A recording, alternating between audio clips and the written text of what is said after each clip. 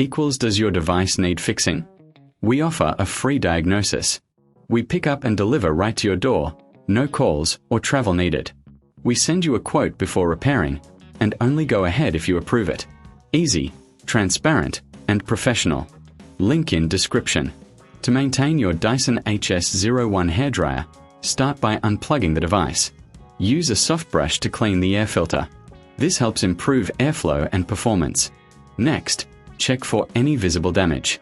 Look for cracks or loose screws. If you find any, it's best to consult a professional. Remember, you can get a professional diagnosis without obligation. Now, let's open the casing.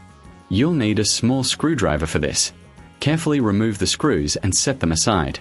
Once open, inspect the internal components for dust or debris. A gentle wipe with a microfiber cloth can do wonders.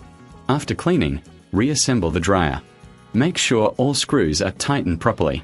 If you're unsure, don't hesitate to reach out for help. With our pickup and delivery at your home, it's easy to get assistance. Finally, always quote before repair. This ensures you know the costs up front.